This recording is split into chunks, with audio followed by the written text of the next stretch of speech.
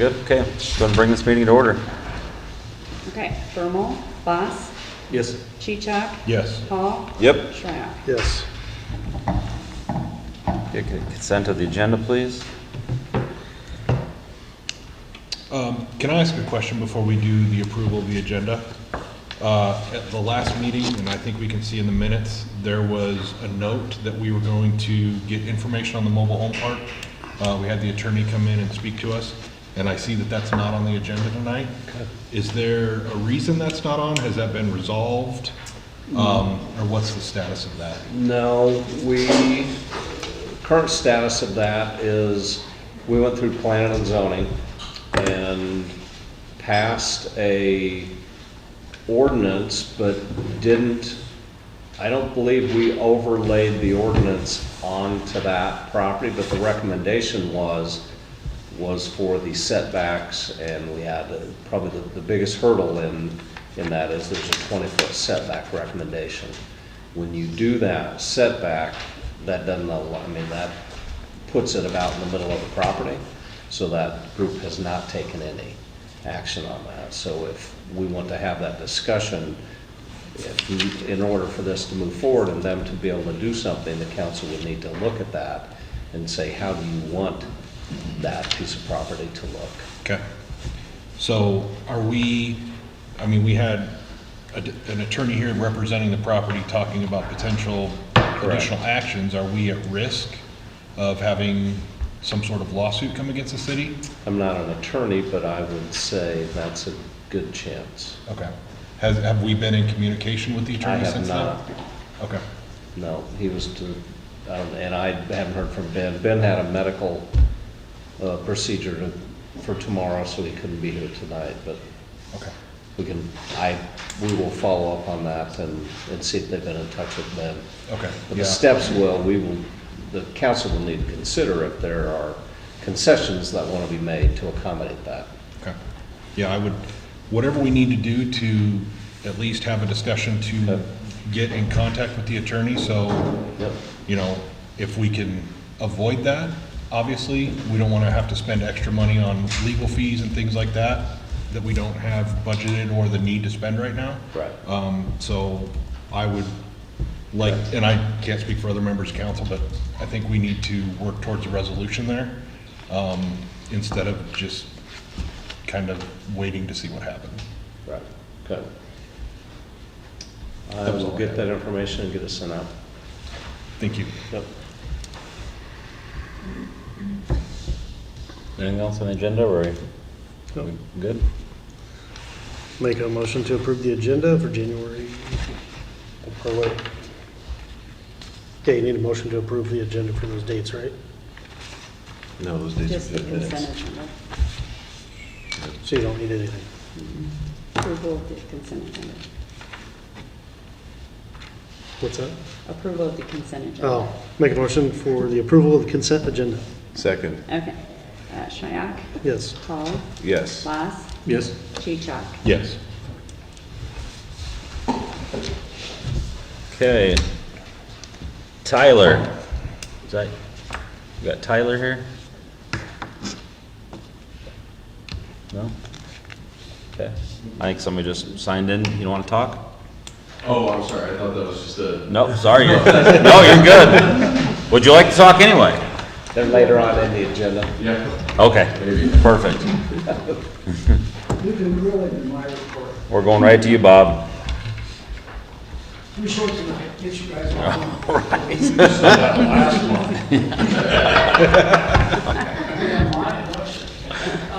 Water tower report, we got the door fixed. So what's left now is the powers to it. We gotta get the controls and the driveways, so Aaron and I talked, we're gonna basically lay out. We want to start the water tower on April 15th. We want to keep it out of service this winter because we don't want to have freezing problems while we're trying to learn how to run the water tower. So April 15th is the target date to put it back in service. By then, we're out of the freezing conditions. Sycamore Street, we're kind of on a hiatus. The last I heard, they were thinking they would probably try to come back in around the third week of March. But that's going to be weather dependent. So We're trying to clean up some of the paperwork stuff from last fall. So my guess is we'll have something on the agenda next month to try to clean it up. Some of the things that are kind of lingering on that have been outstanding for kind of since last fall. And we were trying to get some pricing and some things. So rather than try to rush it, there's no hurry. I think we'll get it wrapped up and bring it back to council next month. Southeast area infrastructure improvements, I think one thing that's kind of ties into the Beaver Creek Estates. The next item on my report is we've been trying to coordinate the water main and the sanitary sewer that will be a part of what the city's building and what the developer's building. One of the things we did come out over the last couple of weeks is that in order to get the water main, we're actually going to be able to move where the city project crosses 141 to the west. So we'll reduce the extent of that. So we're going to take some few hundred feet out of our water main project. So that will reflect that. We've got that information now from the developer's engineer, and so we're working on that. Same way, we're there north-south street, which they refer to as Street A, which is in the west part of that. It's the entrance to the residential area. They're going to actually build the manhole in the street where their sewer comes in, and then 30 feet either side of that, and our project will stop on the east side of the street, so we don't have to get back into it again.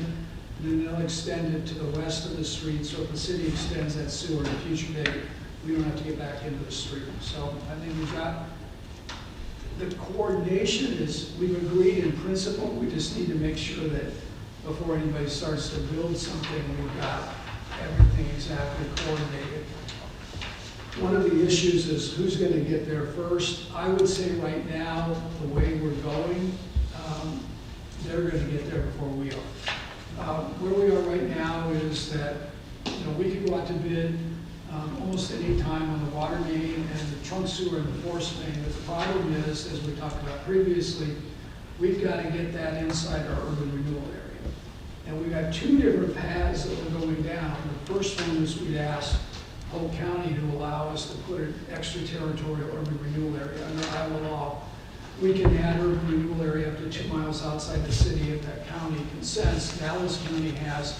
Polk County resisted and said we only approve that if you take over that quarter mile of gravel from the end of Beaver Creek Estates over to the county line. We said we would do that, and then they came back and said, oh, we've got to survey and figure out where the road is. We've been waiting for 3.5 months. And I don't know how hard it is to tell you where the north 2 rods of the section is, because it's by easement. So it's not a property survey. So it's typical Polk County, and they're cooperative, and I use that as a pejorative term sense. So the other one is we're going to see if we can move forward on maybe annexing some of that road so we control it. The problem we've got right now is that because that's in the urbanized area, within 2 miles of another city, we have to go through the same process that we go through in the other annexation. And so we're probably talking about that would be maybe June or July before we can do that. Even if we got the applications tomorrow, just that's how time consuming it is. So we're kind of going down both roads to get there, but probably about, for the water main, we probably have maybe 4 months, but only a very small piece of the water main is actually going to be affected. And so we may be able to just go ahead with the water main. I would guess we'll probably bring that back to you maybe next month, maybe April at the latest. The one that's really affected is the trunk sewer and the force main, and that is the longer project, and because it's a bigger project. And so I think we really need to have that on the agenda to get that bid. I'd like to have that contract awarded in April, but I don't think that's feasible at this point. Because even if the county came back as slow as they are, it's probably going to be next month before we see it. And so we're kind of getting into a time crunch on that one. So just that's where we are on that one. We're kind of kicking the can for right now down the road on the road project, doing something on 102nd. There's some things that we've been talking about with the developer about how they would lay out their commercial property, and that may affect what the future fate of 102nd is. Because if they're gonna have a road that runs through the development, you know, we're considering whether we actually need both 102nd and a road essentially parallel to that farther to the south. It may be better to see if we can work around and not have, we don't need two roads, if we can find a better way to do that.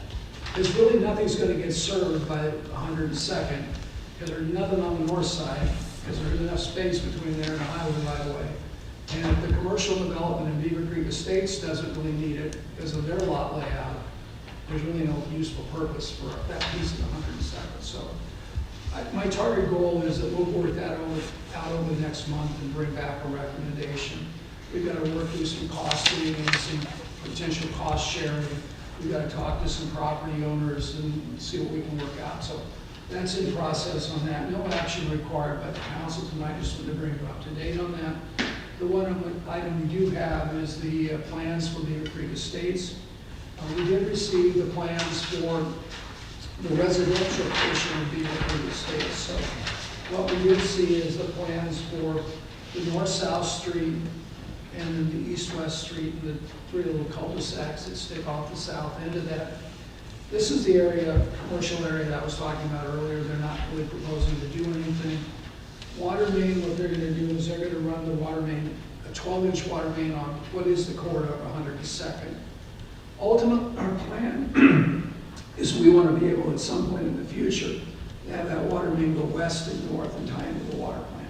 So we have a second way to feed the area east of 17. And so they're gonna be building a 12-inch water main. We probably need to have, we'll have to have a conversation about some cost sharing on that oversizing.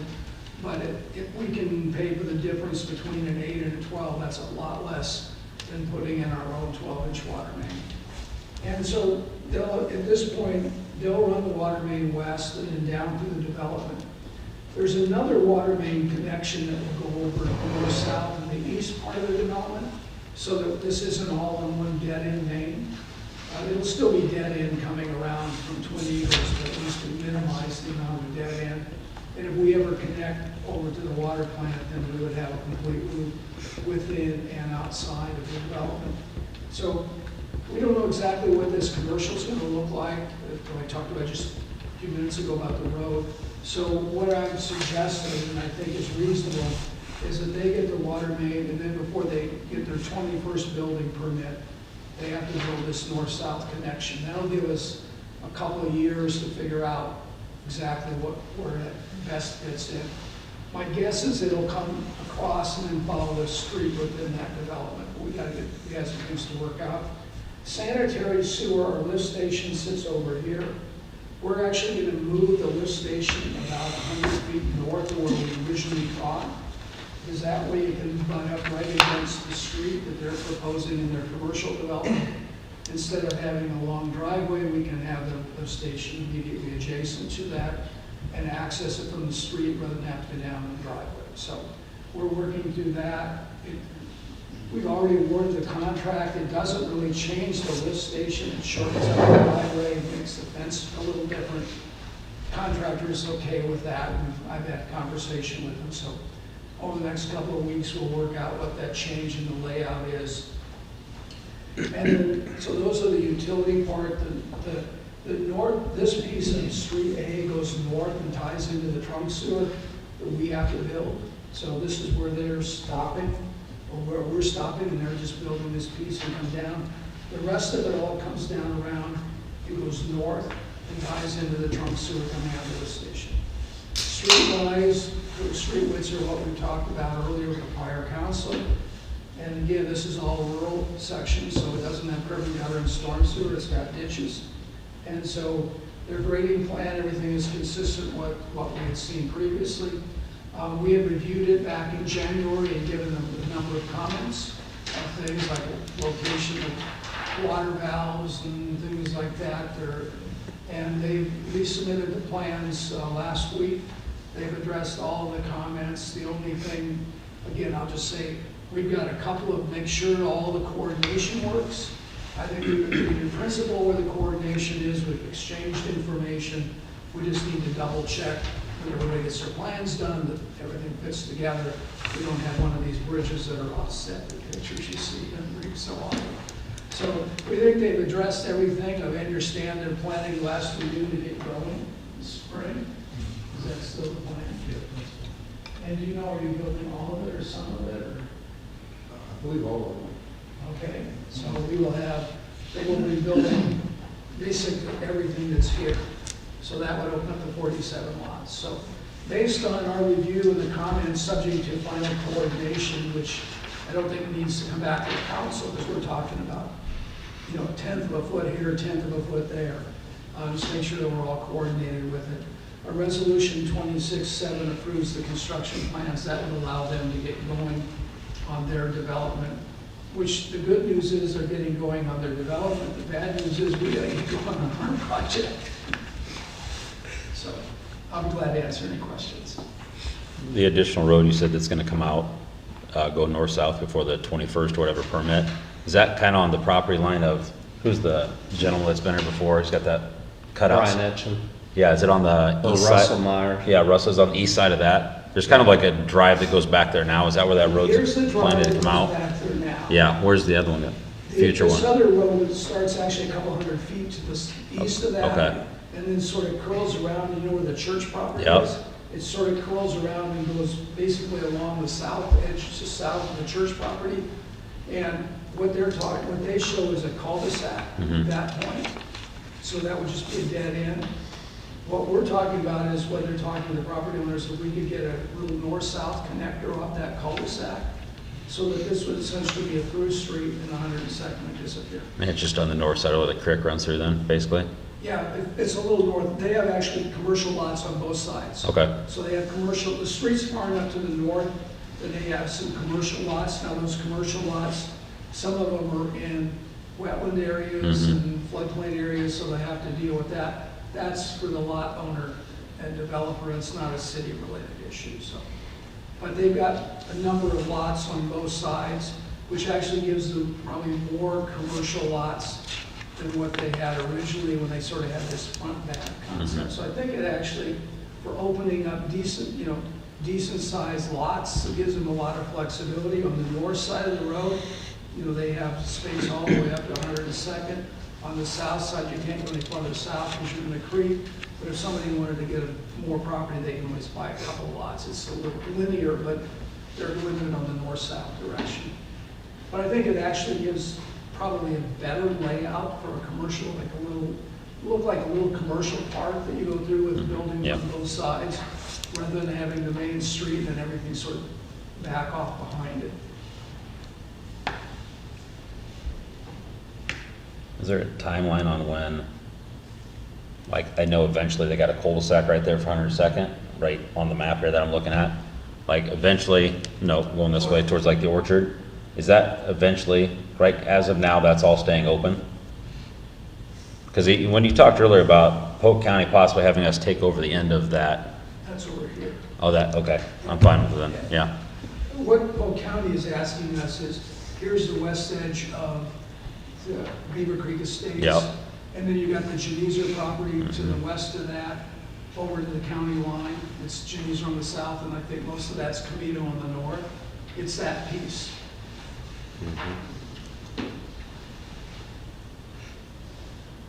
And this would stay as a cul-de-sac, that there would be a, that's what we previously talked about. It's a long cul-de-sac.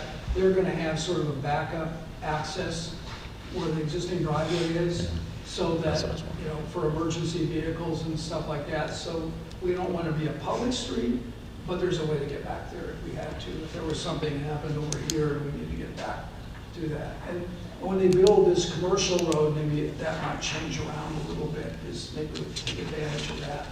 That's something we can talk about down the road when we get that moving along. So on our end, we're really waiting for Polk County. We're gonna negotiate with Polk County and/or some landowners. Okay. Right now, we're almost gonna have to push for Polk County because that's gonna be they said they would get back to us in the February timeframe.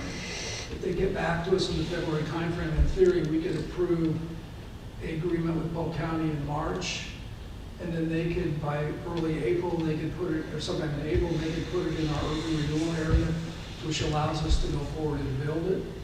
And then if we want to come along with annexation, that's probably in the June, July timeframe. So if we are able to annex it, we could just annex over the top of that agreement. And so the agreement just lets us put extraterritorial area in the urban renewal area. But if we can bring that into the city, then it's simply that extraterritorial goes away. So it sort of becomes superfluous at that time. I was hoping we could avoid it, but timing-wise, I think we're still going to push on that because that's going to be, we almost need that in that, they need to get back to us by the March meeting so we have something to approve 4 weeks from tonight. If somebody knows how to speed them along, have at it. I'll call them and email them tomorrow. You know, because we interpret 2x4, maybe they'll make it worse. Right. But we can't do that. All of the potential landowners are aware of this, right? It's not going to be a surprise to them or anything like that. Should we have to go to them for any of our development? No. Okay. The ones that are most affected by it are Myers and Hook, Yeah. and they're aware of it. And then you've got some others that are the single-family residences, that, well, Geneva are residents, and then the others that are farther to the west. Yeah. We good?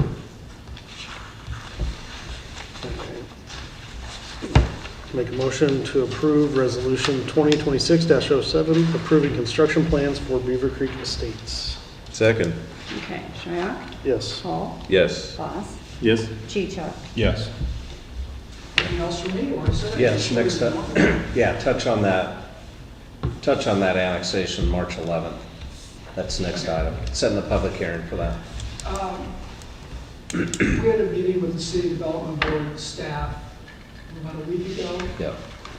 and they gave us a way where we could move forward with some of the annexation without another hearing, but they wanted a hearing on some of the annexation. Or that we just have one hearing and do it all over and start over again. And I think the consensus was, if we wanted to move one piece forward, we in front of the City Development Board twice, which means we had more submittals, more paperwork, more cost, or we simply take and have a new hearing a week from, or a month from tonight, and then they can act on what we previously submitted. So all we need to do is then submit the new notifications that they want. And they've also clarified, which I don't necessarily agree with their interpretation, but Everything is cuter when it's we mini. have Welcome there's to a provision in the code where you have to give Everything notice is to the cuter when regional it's mini. planning, and I mean, that's typically been interpreted as the Council of Governments. We don't have a Council of Governments, so they're interpreting as the Transportation Planning Agency, which I'm not sure where they came up with that interpretation of the code, but anyway, we'll humor them and notify them. So I think what we're doing here is we can't finish the annexation any faster than this process. And rather than splitting it up and doing 2 different annexations, it seemed to be more efficient just to have one hearing. We can change out a few pieces of paper in the document we've already submitted, resubmit it. And if we submit it right after the hearing, because everything's ready to go, if we package it up right after our hearing in March, we'll be on the April City Development Board meeting, because there shouldn't be any objections, because our neighbors to the east, one won't and the other can't object to us. That they should act on it. There's a 30-day appeal period by law. So if they approve it, typically they need about, you know what days they need, sometime in mid-April. There's a 30-day period for appeal. Somebody can appeal it. Although in this case, nobody's going to appeal it because they're all voluntary, and the entities, the other objecting, our 2 neighbors to the east, one can't and one won't object to it. Then it goes to the Secretary of State. And as soon as the Secretary of State signs off on it, then it's official. So my guess is that it'll probably be around the last week of May to the first week of June, and we'll have that all done. And Bob's the point of contact. on this. Yeah. And I will probably, unless the council has objection, because we have one person who can't do it and the other who hasn't really been in front of the city development board as much, I'll probably just handle the presentation of the city development board if that's agreeable. Yeah. It wouldn't be the first time. It's been a while, but it won't be the first time I've been in front of the city development board. Questions? Everybody good? Yep. All right, make a motion to set a public hearing for annexation on March 11th, 2026 at 7 PM. Second. Okay, Shyak? Yes. Was it you, Bob? Me. Yeah, Chichak? Yep. Boss? Yes? Paul? Yes. Now if it issues, I'm not going to do the police report. For sure? You want him to take it over, Joe? You're up. Unless you want Bob to speak I'm for not you. covering for you tonight, so you're going to have to do it. Any questions for the police? Police report, nice and quick.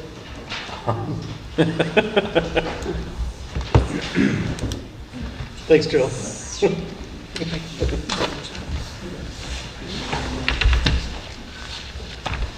Anybody got questions for? Thanks, Mark and Tyler. I will say, last weekend, Saturday, Sunday, I got to help the Iowa Governor Safety, School Safety Bureau with training. I helped them with that training down at Osceola at the school. Yeah. Well, For our computer, how many people? 25. 25? Think anybody had any other questions they need? Joe? Nope. Good. No? Must be doing a good job. No questions, right? That's right. Exactly. Tyler? All right, my report's a little shorter, but not as short as Joe's, and then Chief will pick it up after I'm done. So we've got 5 members in firefighter 1 and hazmat training. They're expected to be done in March, May timeframe. So we've got 2 different classes going on. So we've got 3 in one class that ends in March, and then 2 in the class that ends in May. So they're working through that class. So Emily Blair, Public Relations Coordinator, she secured another $17,500 in funding last month. $1,500 through Black Hills Energy. That money is going to be going towards a new computer in Chief Turner's car. So right now when we're dispatched, in most of the other vehicles we have a computer in there. When we're dispatched, dispatch will assign us notes to the call, so we're able to read kind of what's going on behind the scenes before we get there. So that'll be a really good beneficial thing. And then we're going to use the additional funds for a new iPad and the ambulance. So the other $16,000 that'll be more to the discussion of number F, or line item F. Hoping to use that towards a emergency vehicle. So, Chief. Okay, I am going to go over our EMS report, EMS fire response report for January. We had 27 calls. One of them we were unable to staff. We needed a driver. We did have an EMT that showed up for that call. So great response. Our Life Pack 35, we've completed training with most of our staff, and we are going to complete the training next week with the remainder of our people and then get it installed into the ambulance, so our new Life Pack should be ready to roll by the end of the month. You want to go over what that is? Oh, our Life Pack is the machine in the ambulance that takes your blood pressure, it will do your heart rate monitoring, it does everything. It tells us your oxygen saturation, it can shock you, and CPR progress, takes care of everything, all your vitals and everything that are monitored on there.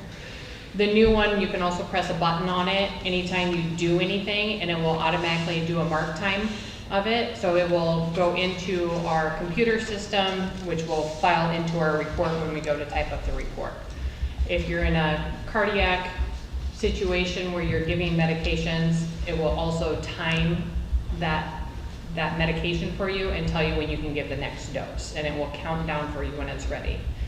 While you're doing CPR, it's counting in the background and telling you when it should go into the next, whether or not it will shock you instead of telling everybody to stop doing CPR and let it analyze the rhythm. It's doing it behind the scenes. So it's really fancy. $56,000 this new machine cost. So by the Which end of was the month, grant- it'll be ready. Grant funded. Grant funded through the Dallas County opioid settlement. And we also got two new AEDs with that grant. Those we are still waiting for batteries and patches. One of those AEDs will go into Chief Rummel's car. The other new one will go into my command car, and then the one that's in my command car will go to probably yet to be determined, but probably to the other deputy chief's vehicle. So that way all three of us have one. So that's almost, those have been shipped. So we're waiting on those for the AEDs. Any other questions on the life packs, AEDs that we have coming? Moving on to, I believe last month I brought up that I sent off an appeal to CMS Medicare. We had a lapse in billing in 2024 for about 5 or 6 months. So with the help of our billing company, we appealed to them to see if they would go back and bill some of the trips that were missed during this time. That appeal was denied. Their reasoning was the appeal was supposed to be completed by February of 2025, 65 days after the notification that they sent out. So for the 14 trips that we were unable to bill for, it came to $13,481 of gross charges, and with those trips, we'd probably get about 60%, which would have been about $8,000 that we missed out on. I had a meeting with the billing company. They have started our Lifeline collections. So they're starting to pull through some of the old trips that are still having some money that can be collected on. So they're starting to work through that process right now too. January, for all of our fire EMS members, we did CPR training, and Chief Rummel renewed his BLS CPR Heart Saver instructor, and Emily Blair is now also a BLS CPR Heart Saver instructor. So we have 3 within our department, and our goal hopefully is to offer classes to the community maybe mid-year. Do you want to kind of talk about what kind of classes we can teach with that? You can. Okay, so with those, with the BLS instructor, you can teach first aid.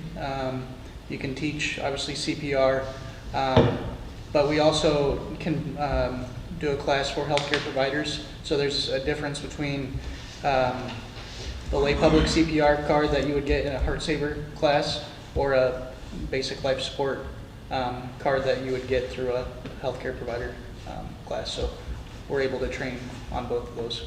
So we have our 3 EMTs that have completed and passed their national EMT exam. They all had to be fingerprinted through the state. One of them has been approved, and we're waiting for the other 2 who fingerprinted later to get their approval. So then all 3 will be ready to roll hopefully soon and start the orientation process for helping our volunteer on-call side of things. We have an ambulance inspection coming up. I did a mock one with our state person last week just so he could make sure that I'm prepared for the actual inspection next week.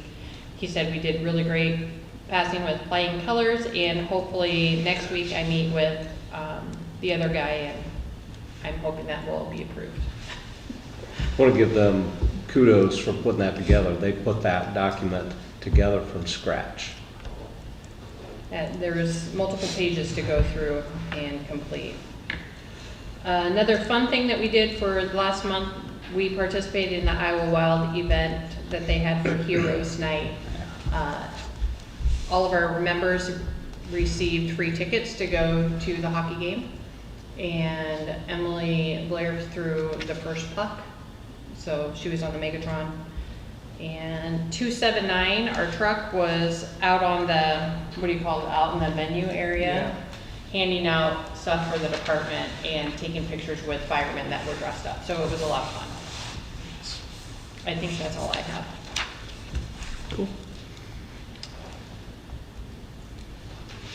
So we got a lot here to approve. We got questions about hiring of Jacob Story? No? I'm good. Motion to approve the hiring of Jacob Story as part-time firefighter EMT at $18 an hour, effective immediately, pending background check and drug screen. Second. Okay, Hall, Yes. Schrock. Yes. Boss, Yes. Chichak. Yes. Looks like we got Dallas County Management Commission. Looks like we're appointing Joe. Does Joe know that? Yeah. Anybody got questions about that? No? Okay. Motion to approve Resolution 2026-05, appointing Joe Cox as member and Tyler Rommel as alternate member to the Dallas County Management Commission for 2026 annual appointment. Second. Okay, Hall, Yes. Schrock. Yes. Boss, Yes. Chichak. Yes. Tyler, you want to tell us just a little bit about what the Polk County Service Board is there? Yeah, so we discuss what's happening within the dispatch center. So we're dispatched through Polk County. We just talk about what's going good with mutual aid, what's working. Honestly, it's a lot of the bigger departments, have a say. For but sure. It's nice for us to at least have a seat at the table. Well, is that a good chance though to reflect on the work that you guys did out there? The wreck they had out there? Usually they're talking about their processes on dispatching. So what kind of apparatus are going to certain incidences and stuff like that. So, but you and Rob, so it won't be both of you going? I mean, you might, but if you can't make it, Rob's gonna go. yep. Any other questions on that? I'm good. Motion to motion for Resolution 2026-06, appointing Tyler Rommel as member and Rob Sock as alternate member to the Polk County 911 Service Board for 2026 annual appointment. Second. Okay, Hall, Yes. Schrock. Yes. Boss, Yes. Chichak. Yes. I guess it says it there, but the Prairie Meadows grant for the replacement of the air packs, CO2 tanks, charger stations, and batteries, the amount of, am I reading that right? $215,398? So I did want to touch base on this one. So we do have to pivot a little bit on that. That grant that we were going for was a legacy grant. We don't qualify for that one. So we're going to do the community betterment grant through Prairie Meadows for gear and other operational needs. What's the amount for that? It's up to $99,000. Dude, we just found out that we didn't qualify today. Okay. So we'll pivot that and get with, we can either table it. We need an answer, I guess, by the end of the month, but we did have to pivot on this due to us not qualifying for that legacy grant. I mean, we're still going to Prairie Meadows for it. Yeah. It's up to $99,000. So I don't see us going that high, but maybe we will, I don't know. I mean, it's still for the Prairie Meadows in the same grant, we're just changing the name of the grant. Change, yeah. Is that also a non-matching grant? It's a non-matching, yep. Okay. We can still use the terminology Prairie Meadows grant application though for this, right? Yeah, it'll be the community betterment grant. Community Betterment Grant. Okay. The one that we did apply for was the legacy.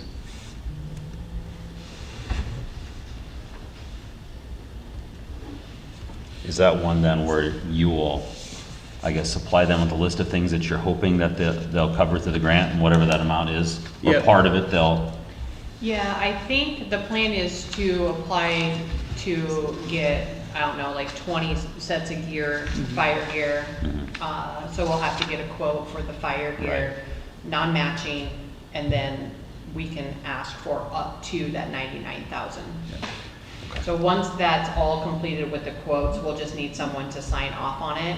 And I know the submission date, I think it's February 28th, it's the end of the month. got a couple weeks.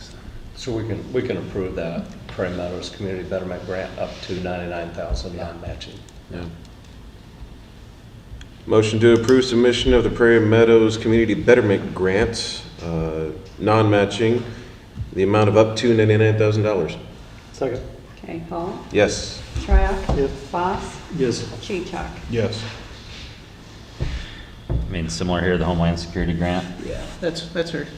So this one is, I have a MCI pack, so a mass casualty pack. I can have the clipboards, I have the papers, I have the tags. I don't have any equipment that should go in there. So this grant is to ask for all that stuff to, you know, in case we do have a mass casualty, we can have extra bandages and a whole bunch of different supplies. And that one is up to $5,000. So I'm gonna be asking for a lot of items. Again, non-matching. Anybody got any? Non-matching. Yeah, anybody got any questions on that? Did we ever have the equipment for this pack? I don't recall seeing the mass casualty bag previously, so I feel like it's fairly new. I don't know if it's because it came from the whole tornado situation down in Greenfield, if that's where Okay. it was from then.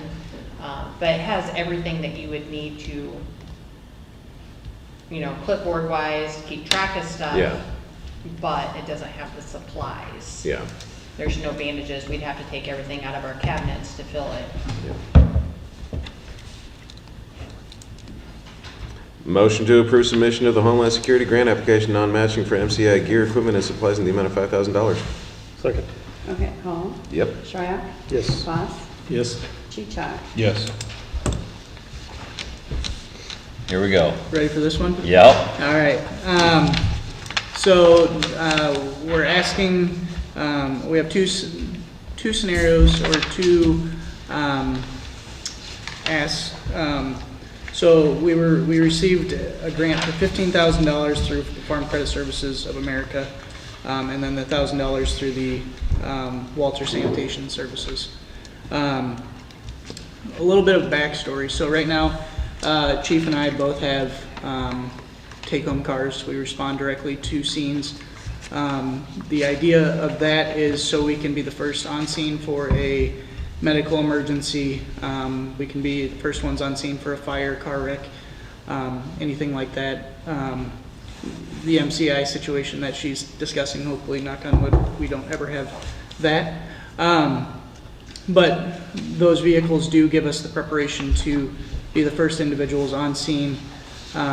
We're able to give that scene size up of what is happening. We're able to relay that information back to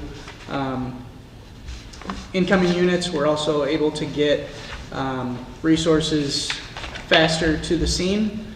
You know, if we need to call a helicopter or we need more ambulances, whatever we need, we're able to get there quicker to request those information. So right now, our current fleet for command vehicles, obviously Chief and I both have vehicles. We have a pickup truck that's a 1984 pickup truck.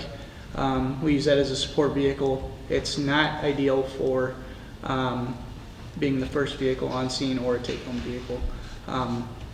It's a good support vehicle to load hose in, pull equipment if needed, but it's not necessary, or it doesn't fulfill our need. And right now, Chief Sock, who's a deputy chief for us, drives his personal vehicle 2 calls. We do run into the situation where all 3 chiefs are on scene at a time. About a month ago, we had a pretty serious car wreck. Rob showed up in his personal vehicle, being the first incident commander on scene. Chief Durner arrived after him. She was able to triage because we had 2 patients, so she was able to go to those patients. I arrived on scene. Rob was dealing with a patient that we were trying to extricate, so I took incident command of the scene while my team was performing the work. I guess I tell you that just because there are situations where all 3 of us might be going direct at different times. or I'm out of town, Chief's out of town, and Rob goes direct. Any questions so far on the needs of the vehicle? Okay. That's one example. Do you have any additional examples of you guys, all three of you being tasked at the same time? Sure. We've had, I think, a CPR. Yeah, we had a CPR call too, where, I mean, Joe was out there, I responded after the ambulance, or with the ambulance at the same time, and Chief Rommel came out afterwards. I mean, it was like shortly, like within minutes seems like forever.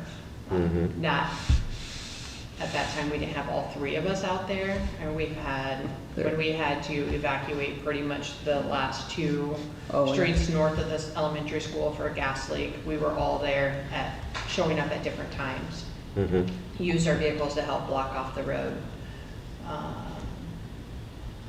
And it is nice for those instances where if we do have a second out medical call or a second out call, we can split and go to different directions as well.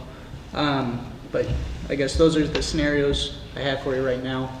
When Chief Sock responds in his own personal vehicle, do we reimburse him mileage or anything like that? No. And it does have lights and sirens, so I mean, it does have the safety equipment for him to do that. His vehicle, you mean? Yeah. His personal vehicle, he has it, all lights and. Yep. Yeah. It doesn't have the reflectives, all that stuff, but he does have his gear. We have outfitted him with a first out bag for his vehicle so he can go direct. And he has multiple times. You know, there have been instances where he'll go direct, or I'm out of town and he's going direct. You know, I'm out of town for an evening and he's taking care of calls in the city too. So I asked him to come and present this, because one of the things the council had asked, and we've been having that discussion, is that asset spreadsheet. We're getting that put together from the team, and later I'll talk a little bit about a capital improvement night where we start going over that. But got the grant, you know, there's 15,000 sitting there. It's ahead of probably where we wanted to move, because we wanted a time to look at the asset management spreadsheet, but I did ask him to come and say, okay, we do have this presented to us now. And I believe the grant, does it require it needs to be a new purchase? No. It just has to go towards a purchase of a vehicle, command vehicle. Of a command vehicle? Because that's what we asked it for it. So a couple scenarios for you. We could retain the Durango and purchase a Ford Explorer 2020 Ford Explorer, and Chief Sock can take the Durango. I would take the Explorer. Chief would keep her Tahoe. There's that situation. When we were looking at Carl's last week, they did say they had two vehicles, or two Explorers. So I asked for a trade-in value on the Durango. That's $5,000 trade-in value. So the other scenario would be trade in the Durango and get another Explorer, where they're both newer vehicles and we don't have to worry about you know, the Durango in 2 years replacing that. I do have some price, just some simple pricing for you. So scenario one with the purchase of two Explorers would be roughly about $15,000. That is with the trade-in of the vehicle, of the Durango. We would take all the light sirens from the Durango, put it towards one of the Explorers, and then we would have to buy a radio as well and then wrap it. So that's about $15,000 altogether. Scenario two, I take one of the Explorers, We use the grant funds, the $16,000 towards the Explorer. The Explorers are each $15,000 apiece that they're offering us. So the grant would cover the cost of, Pause real quick here. Yeah. You just said trading the Durango and getting 2 Explorers was gonna be 15 all in. correct. Yeah. And the Explorers are 15 each now, though? No, he just misspoke. On this, the scenario number 2 is 16,000 towards one Explorer, keeping the Durango. Okay. And then we'll have the Tahoe. And then that cost. What's the total cost for scenario 1 then? Okay, scenario 1, two Explorers is Yep. the $15,900 Because you're using 15 On of the top of the grant. grant. on top of the grant. Because you're using the Yeah, grant that's- part of it. There it is. That confused me Okay. too. Yep, sorry about that. So, it'd be $5,000 down from the trade-in value, so the other Explorer would be $10,000. Cash outlay. Cash out, yeah. Okay. Let me know when you, good if I go to the next scenario? All right. Yep. You're good. Scenario 2, purchase one of the Explorers and keep the Durango. That cost is roughly about $6,000. The price of that would be adding a radio into it and getting the vehicle wrapped. So these 2 Explorers were security vehicles, so they've got lights, sirens. Well, one has sirens in it, but they both have lights. So we would have to get a siren for one of them if we went that route. Do you know the mileage on the 2 Explorers? Yep. Yeah. One Durango is 56,000. The other is 67. And how many miles are on the Durango, the current one? 32,000. We got that in 2013. And then how often do you use the support vehicle, the truck? Not as often as we. I mean, it's really a support vehicle. Sure. And if I'm okay getting rid of that if we need to. It's a DNR grant, DNR vehicle, so we can return that at any point. Could the Durango be used as a support vehicle, or does it more need like a bed for things? So we got that pickup a year and a half ago, 2 years ago, just as another. That was when we were both fire EMS split. We just needed another fire apparatus to get people on scene. We tried using it as a duty officer vehicle, or this situation that we're talking now as a deputy chief vehicle. It worked for a little bit, but it just doesn't have the equipment that we need in it. We use a portable radio in it. Yeah, and it currently doesn't start, so. The Durango currently doesn't start? No, or the pickup? pickup. Okay. What's the purchase price of these? What's that, sorry? What's the purchase price of them if we just show up and give them a check with no trade, nothing? For the 2 Explorers, each one of them I think is 15,000. Yeah, each is 15. Are they both 2020s? Yeah. And we know mileage, but if they were security vehicles, someone sitting in them, how many engine hours are on them? That I don't know. Okay. I want to know that, and I want to know what engine is in it. Okay. Because that is of the era, if it's got the 3.5, then the cam phasers are going to go out on it. And that's a $17,000 job each. Okay. Another question I've got, kind of going back to item D. So originally, the legacy grant that we no longer, that we don't qualify for was $215,000 to replace air packs, O2 tanks, all that kind of stuff. Now if we're switching to the community betterment grant, that's 99, but that's for bunker gear, correct? Mm-hmm. So, in a previous meeting, you guys had stated all our air packs expire in 2027, and that's a potential $200,000 plus hit, correct? Correct. Which we need to account for next year. Yep. So even with the purchase of these vehicles, we still have this kind of looming Correct. item coming up next year that's going to be a pretty significant hit, correct? Yep. Okay. And I do know that Emily has a plan for that. There's, I think, his AFG grant. She spoke with another department that has already applied for it and received all their air packs through this funding. I believe it's AFG.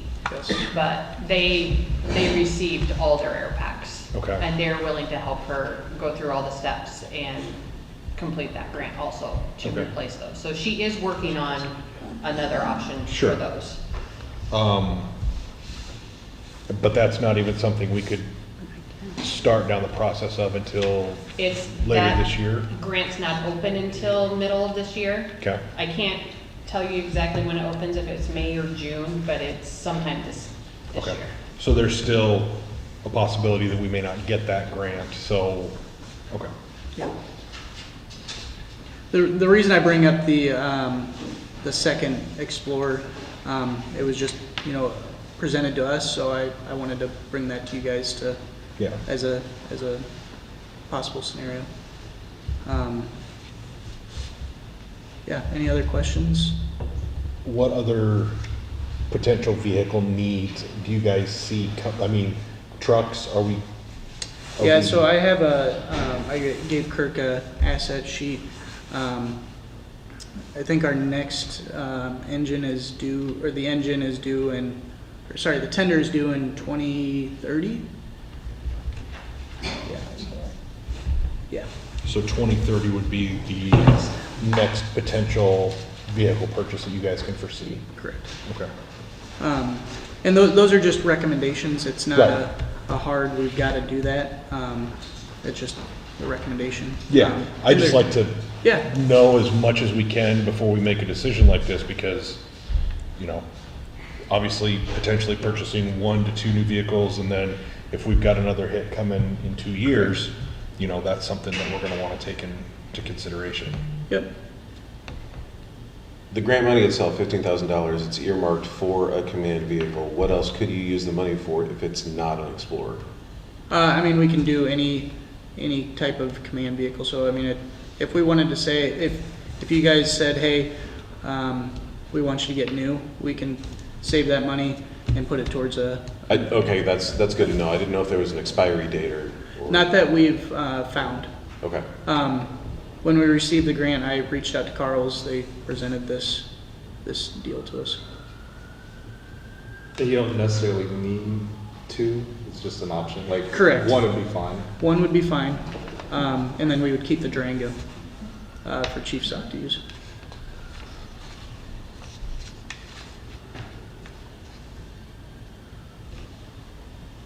Is Emily just doing grants for fire and EMS, or is Emily doing grants for the whole community betterment? She's doing both. She's doing some stuff for the city as well. But if we want to target other departments, we can have that discussion. She's a part of helping Alicia do that University of Iowa grant. Do you know her percentage on approvals on how many she submitted? I don't know, but she's doing an awfully good job. Her signature is 100%. I think I did the math the other day. She's gotten, I don't know, $90,000 plus for us as a department. So she's done great work. And that's just in the last 6 months, isn't it? Correct.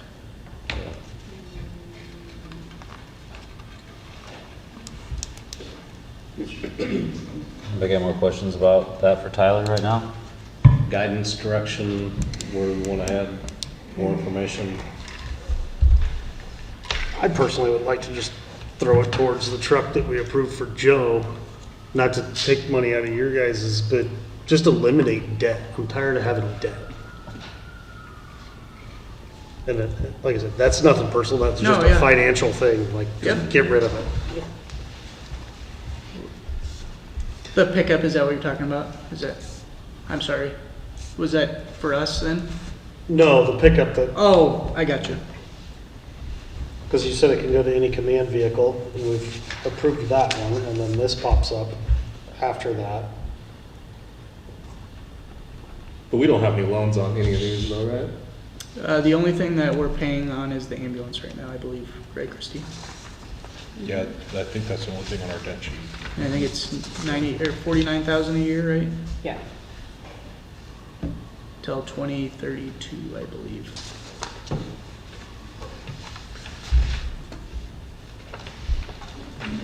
I'm not against the idea of a third command vehicle. I don't think the Explorers are it. 6-year-old vehicle with 60,000, 70,000 miles on it, and who knows how many engine hours. It could have equivalent engine hours of 150,000 miles on it. Okay. It's not the idea, it's the vehicle that doesn't fit for me. Okay.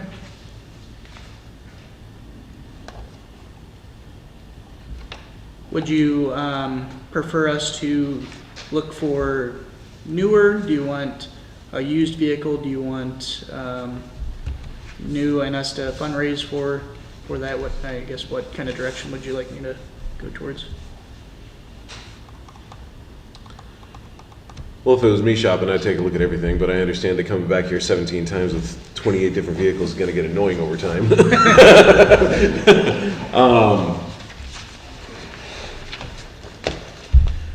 If it's a city vehicle, I'd like it to be new. I Okay. just would.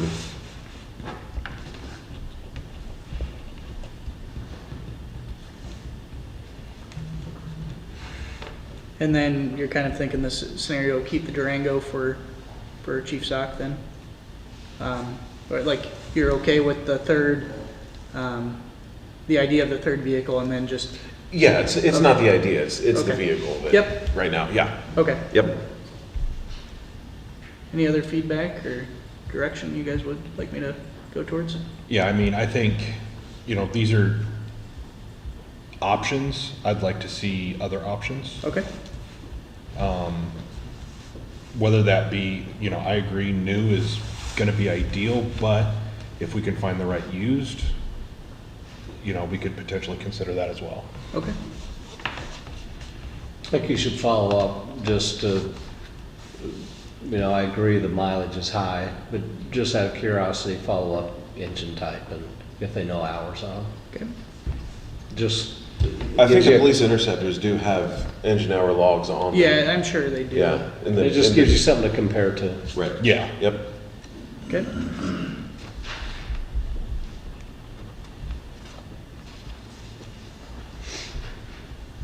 So I guess do, like, city vehicles and things like that, do they ever qualify for like 0% interest and stuff like that through dealerships, or is that? Typically, you get a state bid price. And there's limited dealers who do that, and then we can explore that, but it's just a state bid. So like, There's no companies out there with zero for the cities. And like Kirk just said, there's limited companies that'll do that. I know Ford will do it, but working with eBay gives us lower interest.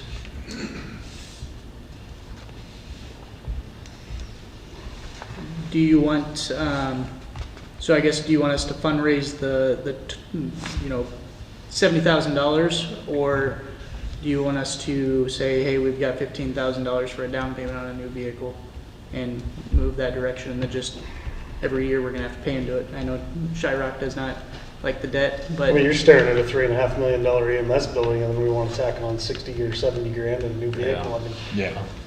correct. how many things do we need to? Well, yeah. I'm not sure what. If the possibility's out there to fundraise, I am all for it. Anything we can do to help minimize the need from the tax base would be Yep, excellent. sure. I think probably what I'd like to recommend is seek options. Okay, Aaron's gonna talk next, and we're gonna talk about him being one of the first ones on this capital improvement plan to go over water, sewer, and all of his assets. But I think followed right behind that would be all of our public safety departments, and what is that plan? So while you're doing that research, we host that, give the council a better picture of all those needs Yep. and how to fit that in. I think philosophically, they're supporting the concept. Yeah, I think we also want to make sure that we utilize the 15 in some manner and are happy and thrilled that your department's going after those grants. So Sure. I think you keep looking for options if there's a vehicle that they might consider.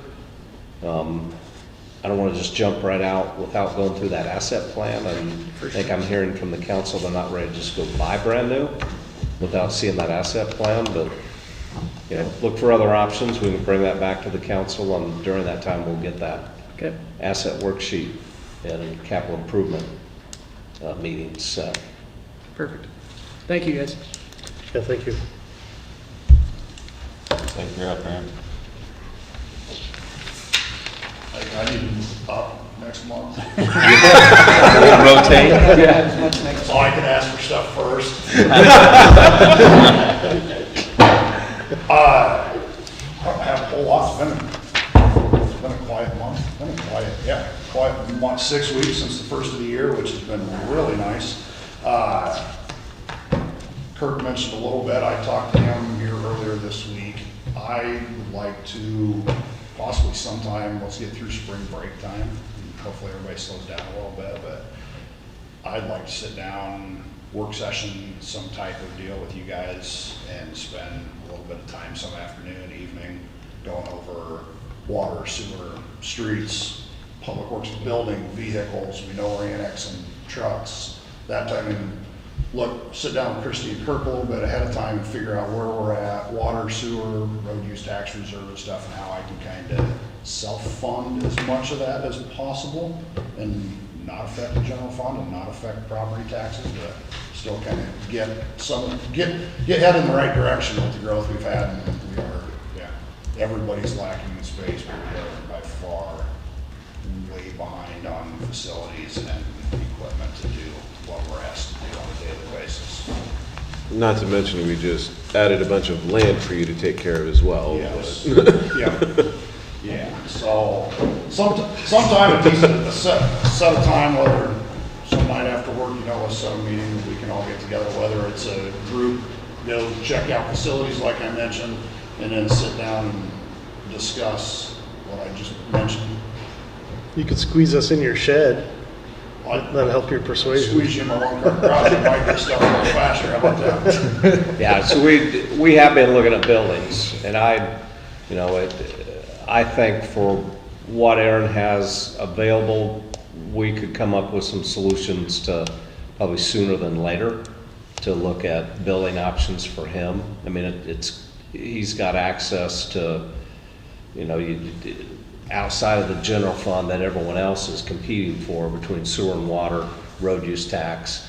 Aaron's been pretty diligent about back saving and we've got needs for trucks coming. Aaron wants to bring that concept to you and what's your wishes on that? Probably be a similar discussion that you just had. Are you wanting new? Are you wanting used?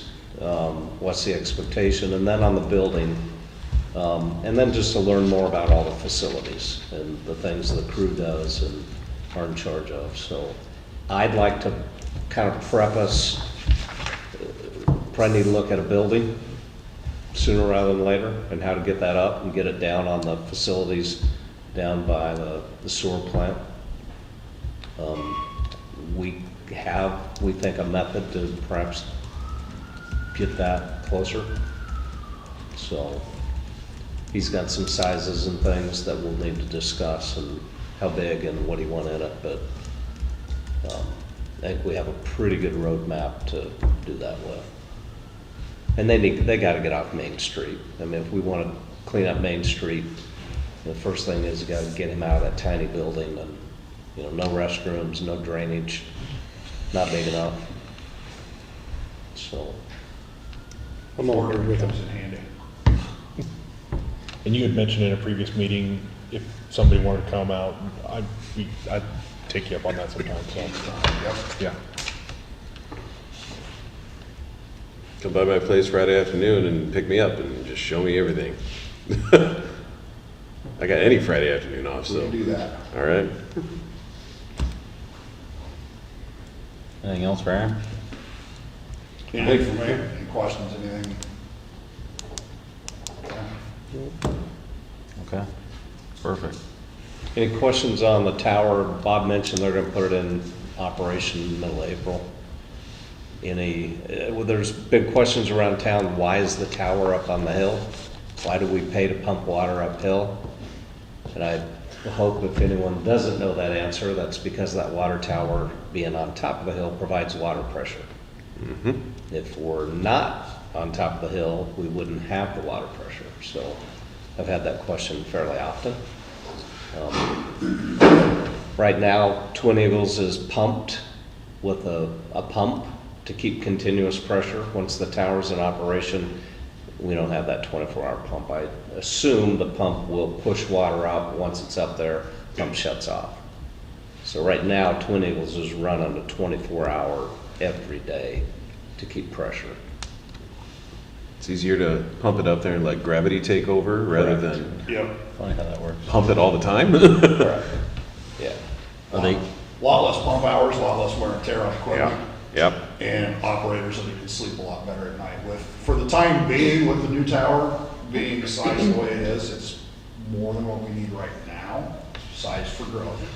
But yeah, the next 10 to 12 years will be, make sure the tower's full when we leave for the end of the day and not have to run the plant for the most part overnight and kind of get rid of some of the, not the reason we got it, but it'll be awfully nice not to have those middle of the night calls out of one less department for alarms and emergencies and things like that to be getting my guys out of bed, so.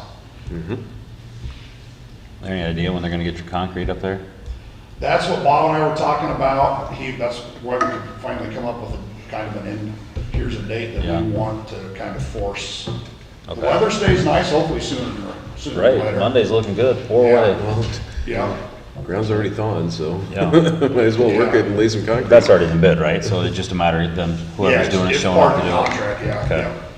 yeah. Absolute's doing that, I believe. Okay. Can I ask a question about that? Is that okay? That building is my outside meeting room. Okay. Are you guys gonna fix the grass, everything? You would. They'll put everything back, yeah. Yep. I don't know, are you familiar with the plan on all that? No, I just actually moved to town. Okay. And You're familiar with the site though? That's not out there where I built it. Yep. The existing driveway that's technically on your property, we have the easement through there from the property, or not your property, but the land, Yeah. your leased ground.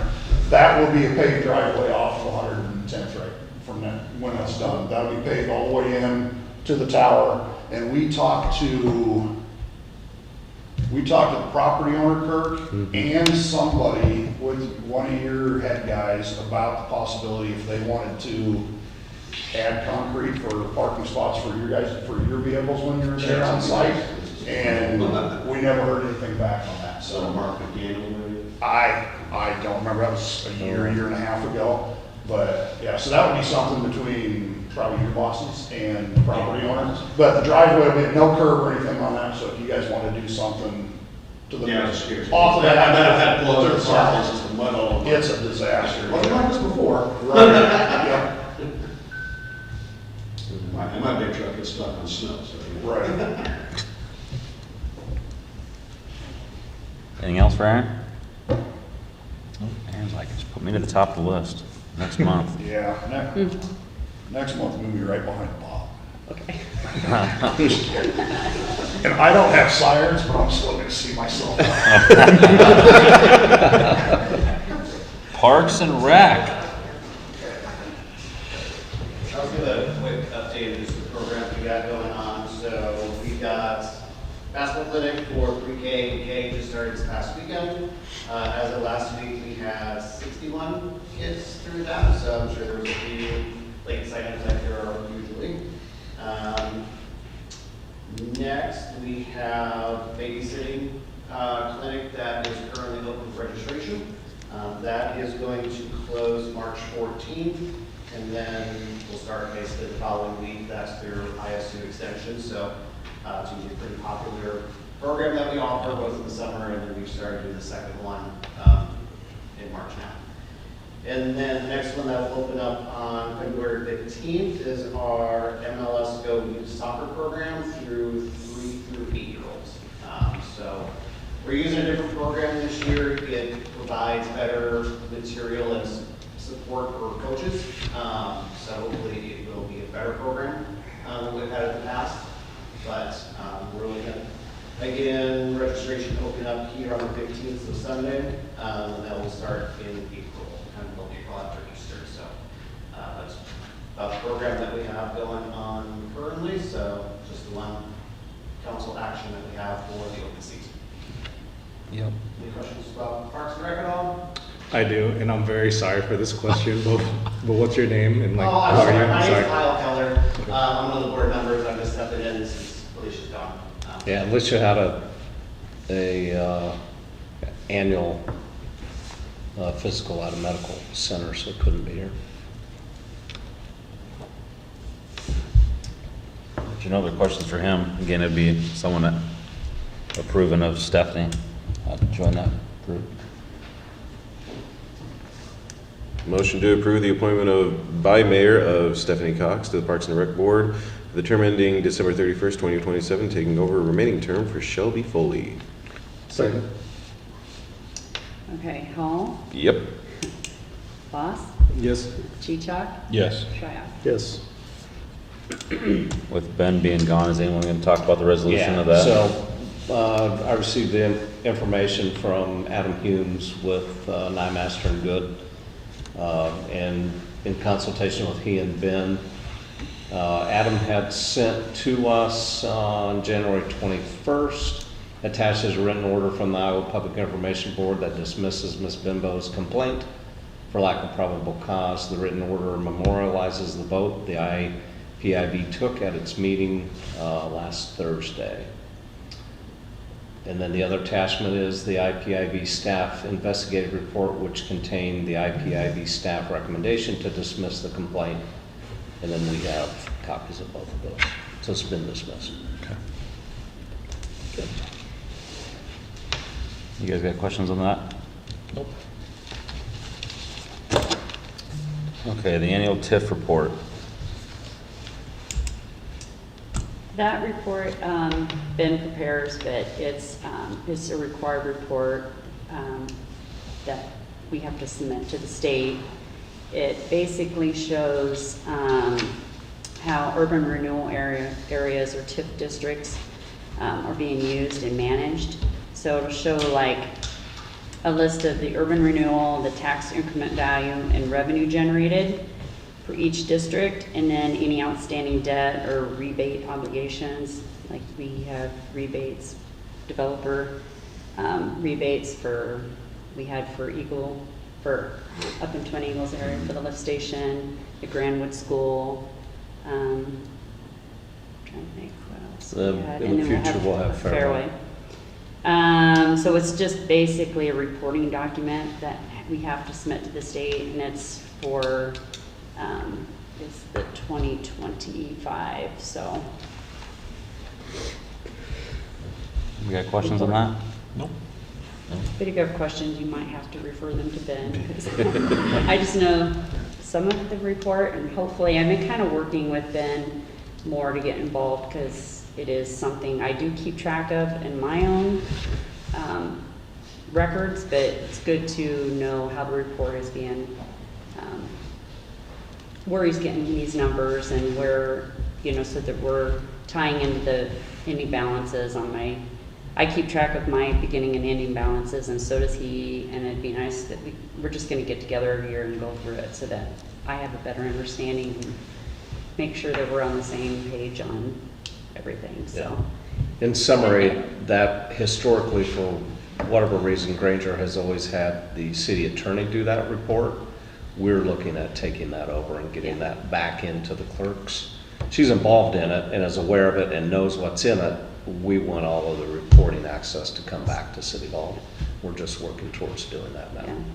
But it's always been managed for, even prior to Ben, city attorney has always done that report. we're looking to pull that back. And I think it's an easy report to kind of take off his hands. And I always have been if I do have, questions on things too. So that wouldn't go away, but it kind of, I can easily report that since I kind of keep track of all that information too, so.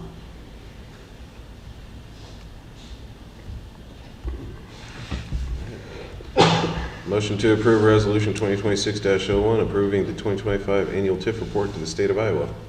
Second. Okay, Hall, Yep. Schrock, Yep. Voss, Yes. Cheechak. Yes. Finance committee. Guess I'm up, because Chris gave me the piece of paper. Chris and I met yesterday afternoon, early evening, about 6 o'clock, and went over all of the bills and stuff. So I suppose I'm going to say we reviewed the bills for payment, the investment and long-term debt transactions, the utility delinquencies, the balance sheet and bank reconciliations, the budget reports, and the timesheets for January 2026. We found no errors, omissions, or had questions on anything. Any questions from the committee? I'm good. Did I do that right? You did good. So we need to have an approval of the bills of payment? So we have to approve the finance committee report first, if we could, please. Make a motion to approve the finance committee's report. Second. Okay, Schrock, Yes. Voss, Yes. Cheechak, Yes. Hall. Yes. Make a motion to approve bills for payment. Second. Okay, Schrock, Yes. Hall, Yes. Voss, Yes. Cheechak. Yes. Now it's your turn. Looks like I'm up. I don't have a whole lot. I do want to bring up, last Thursday night, Rose invited me to come meet with the Granger Women's Club, and blown away by the selflessness that is in your group. I don't think people understand when you're talking over 1,000 some hours of donated time alone, over some $2,000 in food. So people are familiar with the book boxes around town, but the food, I know we have in the library back here, but they have 5 different areas that they support, and have their money basically that they made from the 141 sales all gone, over $2,000 to food to those. So we can't thank you enough for the work that you do. In October this year, now wait, you're not gonna be president anymore because you're gonna take over District 2 leadership, correct? Yeah. Georgina did a great job of giving her spiel on everything that they've done the whole past year. So for those of you that don't know or are looking for another worthy great cause, make sure you're talking to us, Rose, too, though. If you do have fundraiser ideas or things that you'd like us to help you with, we'll be there for you. Okay. The only other thing is, I'm kind of looking at, going to talk to Ben about, we have some city ordinances, things that we've filed things or sent things out, notices to people of not being compliant on certain things.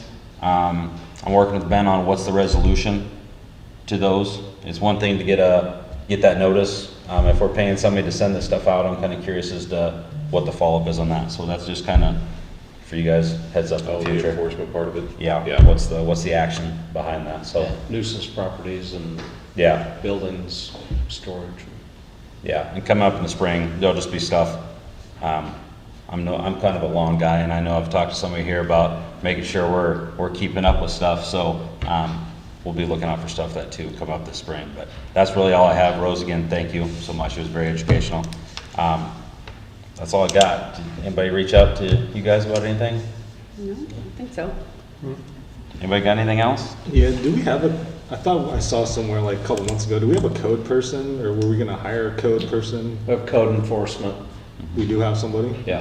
Gotcha. Yep, so they go around and give a notice, give a second notice, and then third notice, it's going to the city attorney, and this body just needs to determine at what level are we going to pursue. I think we're getting to the point that unfortunately, we just need to empower the city attorney and with the expectation, we're going to pursue this to the end.